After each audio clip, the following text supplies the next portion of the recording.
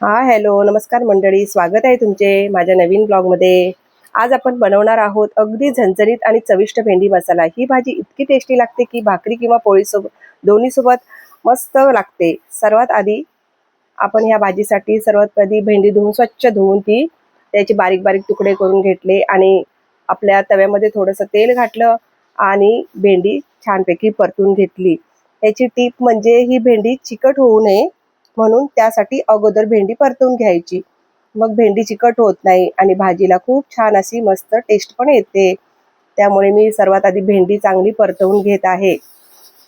भेंडी चांगली परतवून इकडे चालू आहे आणि तोपर्यंत मी इकडे चांगला मसाला पण त्याचा करून घेत आहे. यामध्ये मी एक कांदा, टोमॅटो, हिरवी मिरची, थोडंसं अद्रक, थोडंसं लसूण आणि कोथिंबीर घेऊन त्याची पेस्ट अशी करून घेतलेली आहे. थोडीशी जाडसर पेस्टच करून घेतलेली आहे. कढईमध्ये आता आपण सर्वप्रथम तेल घातलं आहे. तेल चांगलं गरम झालं की त्यामध्ये राई, जिरं टाकून चांगलं तडतडवून द्यायचं. त्यानंतर आपण जो मसाला बनवून घेतलेला आहे तो त्यामध्ये टाकणार आहे. छानपैकी आता तडतडली आहे राई जिरं. आता आपण मसाला त्यामध्ये टाकून घेऊ आणि छानपैकी त्याला मस्तपैकी परतवून घेऊ. त्याचा कच्चापणा निघून जाईल आणि मसाला छानपैकी त्या परतून होईल आणि मसाल्याला सुंदर अशी टेस्ट पण येते. मग मसाला थोडासा परतून झाल्यानंतर त्यामध्ये आपण जे काही बेसिक मसाले असतात ते सर्व टाकून घेऊ. आणि इथे भेंडी पण आधी छानपैकी भाजून झालेली आहे.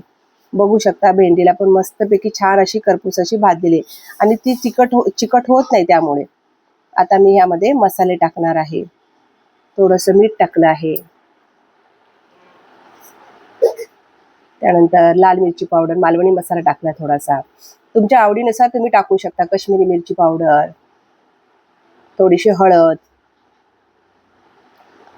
तुम्हाला जेवढं तिखट पाहिजे त्यानुसार तुम्ही टाकू शकता. आणि ही भाजी एवढी सुंदर आणि मस्त टेस्टी लागते. नक्की तुम्ही एकदा करूनच बघा. धनाजिरे पावडर टाकली त्यामध्ये थोडीशी मी.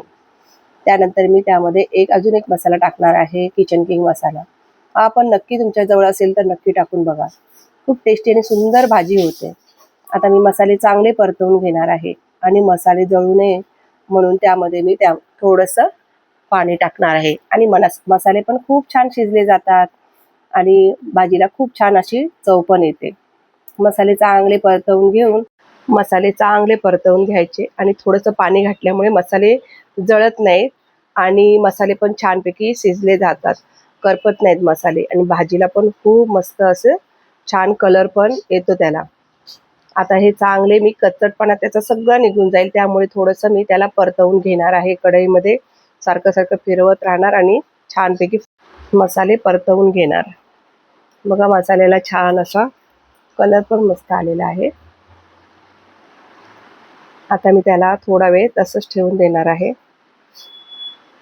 छान असे त्याला उकळी येते आणि मसाल्यांना बाजूने तेल सुटतं. त्याला थोडा वेळ झाकण ठेवून तसंच ठेवून देणार. आता बघा किती छानपैकी तेल सुटलेलं आहे. आता त्यामध्ये मी 2-3 चमचे फेटून दही घेतलेलं होतं त्यामध्ये टाकून घेणार.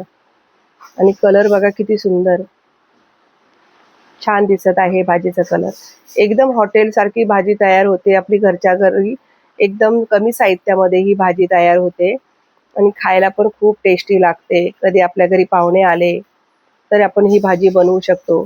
आणि जर आपल्याला एकच काहीतरी बनवायचं असेल तर ही भाजी खूप छान आणि मस्त लागते. भातासोबत पण खाऊ शकता आणि चपातीसोबत, भाकरीसोबत पण खाऊ शकता. किती कलर छान आलेला आहे बघू शकता तुम्ही. सुंदर अशी भाजी आपली मसाला रेडी झालेला आहे. आता आपण लास्टला त्यामध्ये भेंडी छान करपूस अशी भाजून घेतलेली आहे ती त्यामध्ये घालून घेणार. त्यामुळे भेंडी आता बघा चिकट पण नाही दिसत आहे तुम्हाला. आणि मसाल्यामध्ये छान अशी परतवून घेणार. त्यामुळे मसाला छान भेंडीला लागतो आणि भेंडीच्या भाजीला खूप छान मस्त चव येते. बघू शकता. तुम्हाला जेवढं थिकनेस पाहिजे, थोडंसं पातळ पाहिजे असेल तर थोडंसं आणि थोडं गरम पाणी थोडंसं करून टाकू शकता तुम्ही. आता भाजीला मी थोडासा वेळ झाकून ठेवलेला आहे. बघा भाजीला किती छान तेलाचा तवंग आलेला आहे.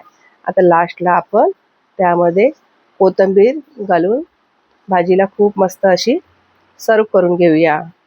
किती सुंदर भाजी तयार झालेली आहे.